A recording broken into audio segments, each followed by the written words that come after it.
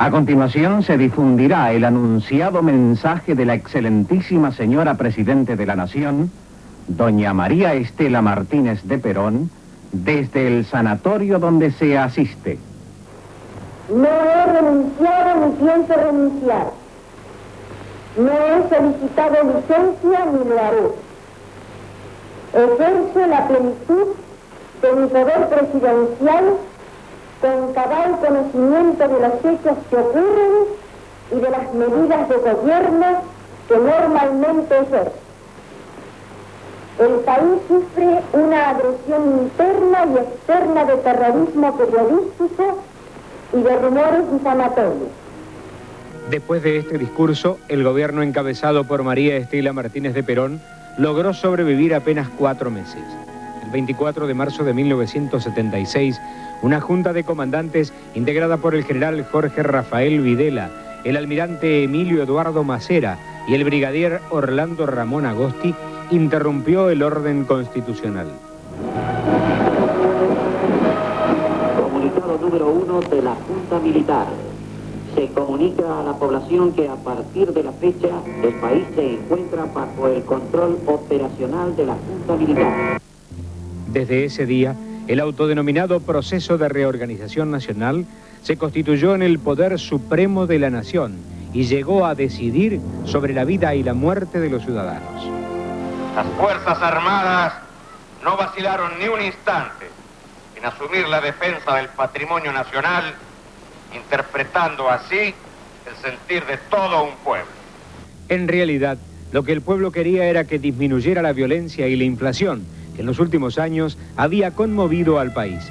Pero con la excusa de combatir a la subversión desde el primer día del golpe de Estado, se impusieron restricciones a la circulación de las personas, se prohibió la actividad política y gremial, se suspendió el Poder Judicial, el Congreso y los cargos públicos se repartieron en una proporción del 33% para cada arma. En cuanto a la política económica, el nuevo ministro José Alfredo Martínez de Hoz anunció un paquete de medidas que incluía la liberación de las tasas de interés, la expansión del mercado financiero, la privatización de empresas estatales y la supresión de los controles de precios. Con la reactivación económica que se ha logrado en el curso de este año, especialmente en el tercer trimestre del año, ya la economía está en plena marcha, hemos superado la recesión sin desocupación y ahora, para el año 78, a través de un presupuesto equilibrado, en que por primera vez en décadas vamos a eliminar totalmente la emisión del Banco Central para financiar déficit del presupuesto, lograremos entonces dar el último empujón para abajo de la inflación, que si bien se ha reducido del 920% al 150% anual, va a bajar sustancialmente por debajo de estos niveles con un presupuesto equilibrado como que estamos programando. Sin embargo, con la aplicación de este plan que mantenía un valor ficticio del dólar al cabo de 2 años, se logró un sistema especulativo conocido como la patria financiera. La destrucción de la industria nacional que no pudo competir con los productos importados, el aumento de la desocupación, la caída del salario y la fiebre de los viajes al exterior, que le valió a los argentinos el mote de M2 y que introdujo al país en una especie de ilusión triunfalista que también se tradujo en el campo deportivo.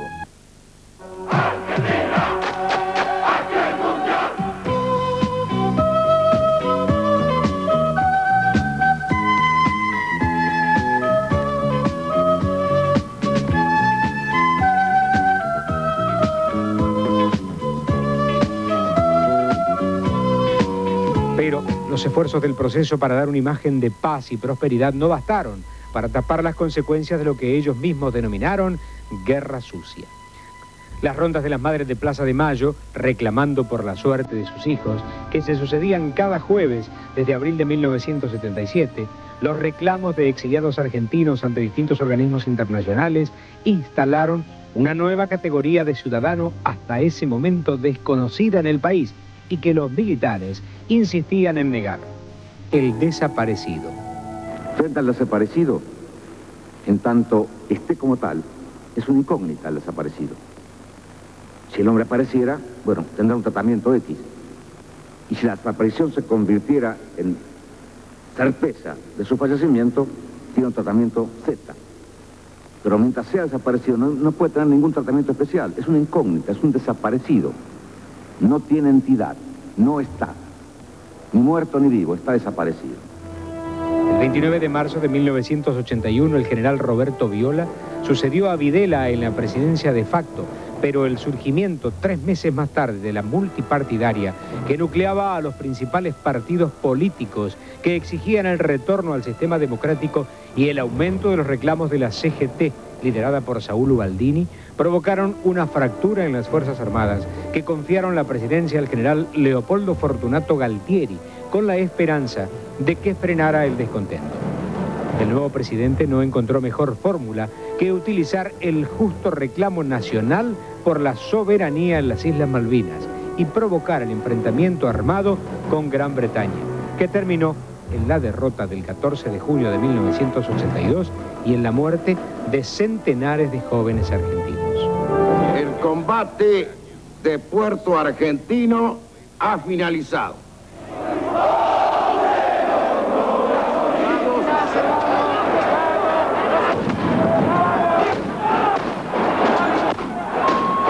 Tres días después, fue sucedido por el general Reinaldo Piñone, que asumió la presidencia con la consigna de preparar el camino de retorno a la democracia. El 10 de diciembre de 1983, entregaba el mando a Raúl Alfonsín. Habían asumido el poder para defender el patrimonio nacional, pero en aquellos 7 años dejaron a su paso miles de desaparecidos, centenares de conscriptos muertos y la deuda externa más alta de la historia del país. Pero sobre todo, dejaron en los argentinos la certeza de que la democracia no debía perderse nunca más.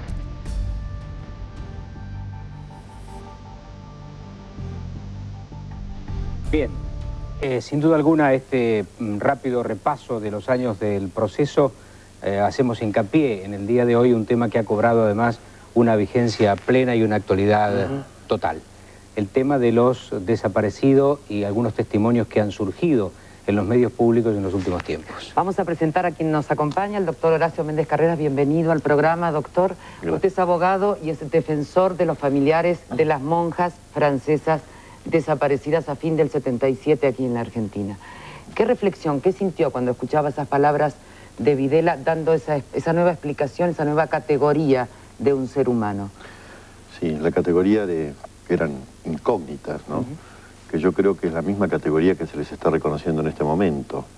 Es decir, en la medida que se nieguen suministrar la nómina, los nombres, las listas de toda esta gente, van a seguir siendo lo que ha dicho el general Videla, el ex general Videla. Incógnitas, un número nada más. Y a lo mejor, si aparece algún muerto, serán Z, dijo, o si no, es increíble. El doctor es quien ha presentado en los estrados judiciales el pedido a su vez a las Fuerzas Armadas para la publicación de las listas. ¿Ha habido un fallo que usted categoriza de ejemplar de parte de la Cámara, doctor?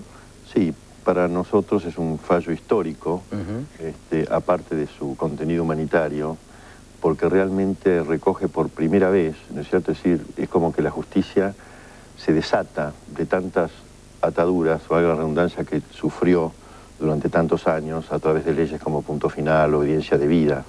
Es un poco como esos jueces americanos que dictan la ley de acuerdo a la ley de la tierra, ¿no es cierto? Haciéndose eco del clamor de todo un pueblo, de familias que han sufrido tanto. En ese sentido es un fallo muy humanitario porque no solamente se exigen las listas donde figuran o pueden figurar las religiosas, sino de todas las personas que pudieran haber sufrido la misma suerte en similares circunstancias. La aparición de estos arrepentidos, para denominarlos de alguna manera, Silingo y Berger, ¿no? Sí. Es el otro nombre. Provocó una oportunidad única para un blanqueo. Sí, exactamente. Espero que el gobierno no la pierda, porque esta era una oportunidad realmente única para saldar una asignatura pendiente que tienen varios gobiernos con la sociedad, que a través de las leyes de audiencia debida y de indulto pusieron en libertad, ¿no es cierto?, a todos estos criminales fascinerosos. Yo creo que en su momento se podía haber condicionado el beneficio de la ley de obediencia debida al retiro de la fuerza de los responsables de los crímenes materiales, como los Astices, Pernías y demás. Y haber indultado, pero antes haberlos obligado a suministrar las listas y los nombres de las personas que ellos murieron.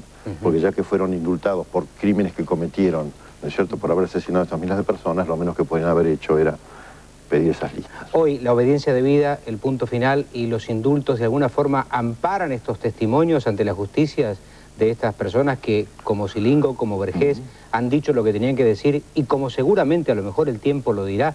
¿Podrán aparecer otros testimonios, doctor? Sí, por supuesto, porque la acción penal se ha extinguido totalmente. Claro. O sea que es imposible reabrir una investigación, ¿no es cierto?, buscando la responsabilidad penal. Lo que sí tiene la Cámara facultad y potestad, que es lo que está haciendo, es de dictar medidas para esclarecer, digamos, la suerte final que han corrido todas estas personas. Claro. Y no solamente las monjas, sino que todas las personas que pasaron por la ESMA pueden encontrarse en la misma situación. La respuesta oficial es que no hay listas y que, bueno, quienes tienen las listas es el informe de la CONADEP, que puede llegar a tener una aproximación a los nombres. Eso suena como un cachetazo, es aberrante, ¿no es cierto?, porque realmente las listas existen y no es necesario que sea un pedazo de papel. Existen en la memoria de los oficiales de los grupos de tareas que se pueden reconstruir fácilmente. Recuerdo que la vez pasada, estando con el embajador de Francia, me hizo una reflexión y me recordó que después de la Segunda Guerra era casi imposible reconstruir la historia ocurrida en los centros de exterminio de Auschwitz, Treblinka y demás. Y que si se logró finalmente fue porque se sentaron verdugos y víctimas y así se puede a escribir la historia del Holocausto. Pero fue gracias también al testimonio de los verdugos, que en aquel momento, sabido es que colaboraron, pero además fueron sometidos a procesos. Como ciudadano uno puede pensar que este tipo de medidas y este tipo de fallos lo único que pueden hacer es profundizar la verdad, pero al menos profundizar la verdad. Lo menos que podemos esperar. Lo menos que podamos esperar. Por supuesto. Doctor, muchas gracias por su presencia en nuestro programa. Muchas gracias, Tete. Gracias, Fernando.